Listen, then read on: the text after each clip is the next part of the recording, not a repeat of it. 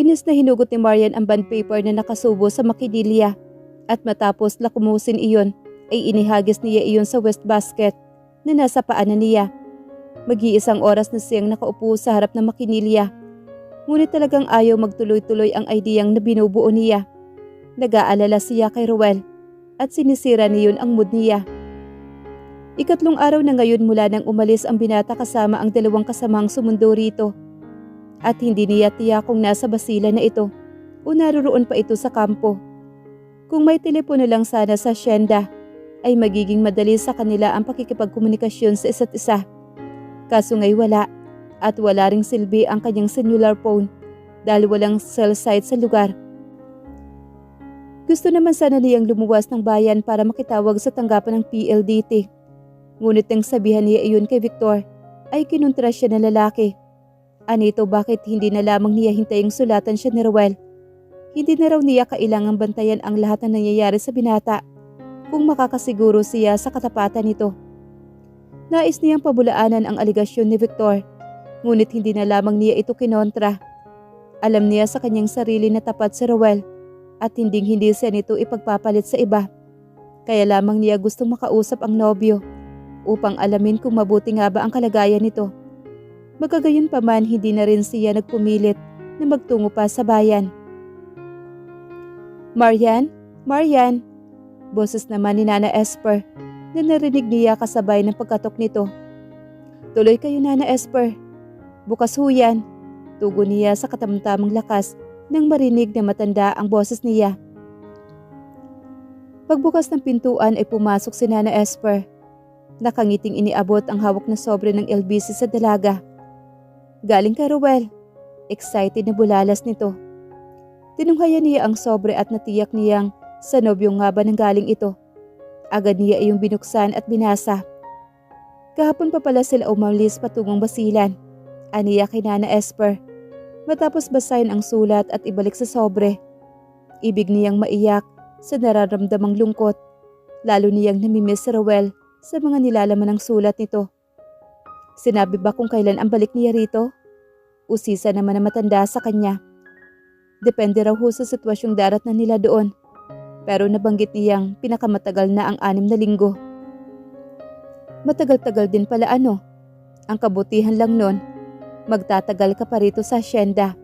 Baka may makakasama ka pa kapag wala si Victor at si Roding. Alam mo, sa totoo lang, nakakainip din dito kapag ako lang ang naiiwan mag-isa. Sabi ko nga kay Victor, mag-asawa na para naman madagdagan kami rito sa bahay. Pero mukhang mauunahan pa siya ni Ruel. Ikailan nga ba kayo ikakasal ha? Napangiti si Marian sa pag-uusisa nito. Wala pa ho kaming final na napag-usapan ni Ruel tungkol sa bagay na yan. Masyado ho kasing demanding ang trabaho niya. Ikagaya nga ho na nangyari ngayon. Dapat ay bakasyon niya. Pero dahil sa tawag ng tungkulin, kailangan niyang bumalik sa kampo. Kung sa bagay, mahirap ang buhay ng isang pulis. Hindi mo hawak ang isang oras niya. Kapag ipinatawag ka sa kampo, kailangan ora mismo ay pumunta ka. Iyon ang pangunahing dahilan kaya ayaw sana ni Don Alfonso na magpulis sa Ruel. Pero iwan ko ba kung bakit iyon pa ang napili ng batang yon, gayong tapos na naman siya ng engineering. Ang sabi ho sa akin ni Ruel, bata pa lang ho siya ay gusto na niya magpulis talaga. Na-inspire din daw po siya sa mga ipinakikitang detective movies. Pero sa nalaman kong naging problema niya kay Victor at kay Don Alfonso, napag-isip-isip ko na maaaring ang pagiging rebelde niya rin ang nagtulak sa kanya para maging isang alagad ng batas. Tama ka sa sinabi mo, wika naman ni Nana Esper. At na mapansin ang makinilya at ilang nagkalat na lakumos na papel sa sahig, ay humingi ng paumanhin sa pagkakaistorbo sa kanya. Naku, nagsusulat ka pala. Pasensya ka na at hindi ko alam. Okay lang ho yun, Nana Esper. O siya, sige, maiwan na kita uli dito. Itutuloy ko ang paghahanda ng pananghalian natin. Ano nang gusto mo? Dalhan na lang kita ng pagkain dito kagaya ng kagabi? Huwag na ho, bababa na lang ho ako mamaya. Pagkasabi niyon ay napansin ni Marian ang matamang napatitig si Nana Esper sa mukha niya. Bakit ho? Tanong niya, na ilang sa biglang pagiging seryoso nito. Magtapat ka nga sa akin, Marian. Iniiwasan mo ba si Victor? 2 araw ko na kasing napapansing kapag wala siya sa tanghalian ay saka ka lang kumakain doon sa komedor. Sa gabi na may parang iniiwasan mo siyang makasabay sa hapunan. Napabuntong hininga naman si Marian nang marinig ang pangalan ng lalaki. Totoong mula nang umalis si Ruel ay iniiwasan na niyang makasabay sa pagkain ng kapatid ng nobyo. Katulad ng 2 nagdaang gabi na nagdahilan siyang masakit ang ulo at nakiusap na kung maaari ay dalhan na lamang siya ni Nana Esper ng pagkain sa kwarto niya. Hindi niya alam kung bakit pero nararamdaman niya ang malaki nitong disgusto sa kanya at hindi rin maikakaila ng mga kilos ni Victor na hindi ito pabor sa pananatili niya roon sa asyenda, lalo na't wala roon si Ruel. Nahihiya lang ho talaga ako sa kanya, Nana Esper. Pagkaraan ng ilang sandali sabi niya sa matanda. Napapansin ko ho kasing parang napilitan lang siyang pumayag sa pakiusap ni Ruel na dumito muna ako habang nasa basilan siya. Alay hindi, agap naman na tugon ni Nana Esper. Ganoon lang talaga si Victor. Siyempre katulad mo'y nahihiya na rin siya sa'yo. Pero huwag mong isipin na ayaw niyang nandito ka. Kung hindi ka man niya laging nakakaharap, iyon ay dahil abala siya sa pag-aasikaso sa asyenda at hindi sa ano paman. Hindi na nagkomento pa si Marian sa tinura nito. Inaasahan na niyang ipagtatanggol ng matandang babae si Victor. And after all, mula nang dumating siya sa asyenda, wala na siyang narinig kay Nana Esper, kundi pawang mga papuri sa lalaki. Mabait na tao si Victor, Marian, at wala kang dapat na ikahiya o ikailang sa kanya. Sana nga ho. Pilit ang ngiting tugon naman niya rito. Sa isip-isip niya'y sinasabi kong malalaman lamang na matanda ang minsan pambabastos na ginawa sa kanya ni Victor, ay baka magbago ang pagtingin nito sa lalaki. Siya, masyado na kitang naiistorbo. Lalabas na ako.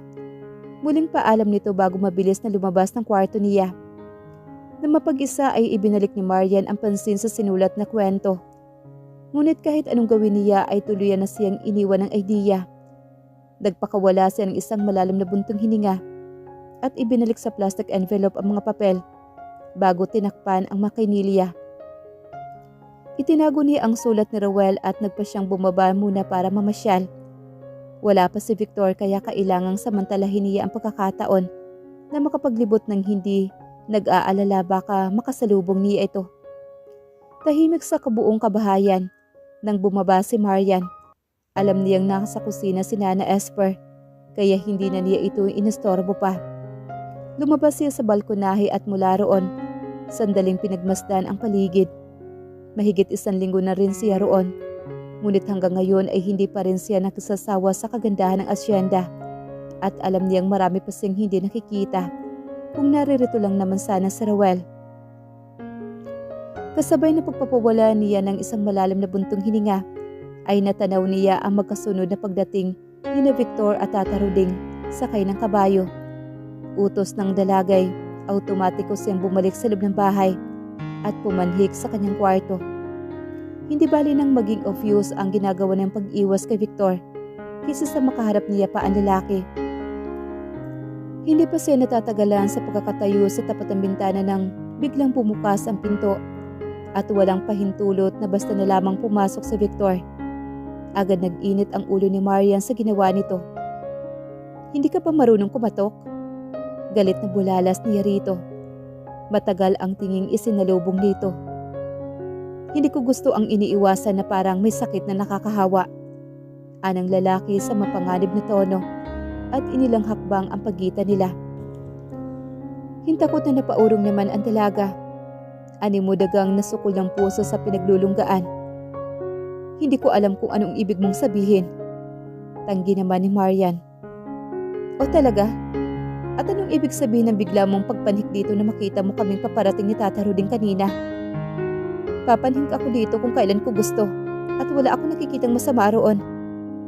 Pagkasabi niyon ay tinalikuran niya ang lalaki. Hindi niya kayang tagalan ang nakikitang iritasyon sa mukha nito. You know what? Nagkamali si Ruel nang iwan ka niya rito. Pagkaraay sabi ni Victor sa kalmado nitong tono. Napapitlag siya nang maramdaman ang kamay nitong humahaplos sa buhok niya. Nang tangkang hawakan ni Victor ang kanyang balikat, ay agad siyang umiwas at umalis sa pagkakakulong sa pagitan nito at ng dingding. Ngunit maagap na nahawakan ng lalaki ang kanyang braso at hinapit siya nito sa baywang sa labis na pagkagitla niya. Ilang sandali lamang ang agwat ng mukha nila ni Victor at mainit na babangong hininga nito na ibig magpalambot sa mga tuhod niya. "You have no right to do this to me." Sa nagtatagis ng ngipin ay sabi nito, "At hindi ka na sana sumama pa rito sa hacienda." "As far as I know, Victor, wala akong ginagawa sa'yo. You drive me insane, woman. At parang lalo lamang ako nasisiraan ng bait sa araw-araw na nakikita kita rito. It's your problem, Victor, not mine. Now, will you please let go of my arm? Nasasaktan na ako." Matapos magpawala ng isang malalim na buntong hininga, ay saka pa lamang siya binatawan ng lalaki. At bago pa siya makabawi sa pagkabigla, ay mabilis na itong nakalabas ng kwarto. Naiwang takang-taka naman si Marian. Ano ang nagawa niya para sabihin ni Victor na tila nasisiraan ito ng bait sa tuwing nakikita siya? At paano nangyaring ganoon ang epekto ng presensya niya sa lalaki? Parang sasakit ang ulong nahiga si Marian sa kama. Nalilito siya sa naging aktwasyon ni Victor at natatakot siyang bigyan ng puwang sa isipan ang mga bagay na makapagbibigay linaw sa mga ipinahayag nito. Tall, dark and sexy. 3 katagang para kay Victor ay angkop na deskripsyon para kay Marian. Habang lihim na pinagmamasdan ang dalaga mula sa bintana ng kanyang kwarto. Nakaupo ito sa garden set, abala sa pagtipa sa manakinilya na nakapatong sa ibabaw ng marble na mesa. Tutok na tutok ang pansin sa ginagawa, kaya marahil hindi na halos alintanang nakalitaw na ang makinis nitong balikat sa suot na maluwang na t-shirt. Sa isip ay minura ng binata ang sarili, kasunod ang pagpapawala ng buntong hininga. Kung bakit naisip man niyang iwasan ang nobya ng kapatid, ay lalo lamang siyang natutuksong pagmasdan ito. Siguro dahil nakita niya kay Marian ang imahe ng babaeng pinakakasalan at hindi basta ikinakama. Na bagaman simple ang kaayusan, ay lumulutang pa rin ang kagandahan nitong hindi mapapantayan ng mga babaeng nakarelasyon niya. Hindi niya maitatangging pinukaw nito ang kanyang interes sa una pa lamang nilang pagkikita. At patawarin siya ng kapatid. Ngunit unti-unti ay nararamdaman niyang umiibig na siya sa nobya nito. Kahit alam niyang ang ibigin ang dalagay, isang malaking kahibangan, hindi pa rin niya mapigil ang sarili sa nararamdamang paghanga rito. Isang malalim na buntong hininga ang pinakawalan ni Victor, kasabay ang pagkuyom ng kamao. Bakit kailangan kay Marian pa niya maramdaman ang ganito? Na para bang hindi niya kayang makitang ikinakasal ito sa kanyang kapatid. At ang isiping kailangan lang niyang iwasan ang presensya nito sa hacienda ay isang malaking problema. Walang epekto ang ginagawa niyang pagbabaliwala sa dalaga pagkat hindi niya kayang pangatawanan.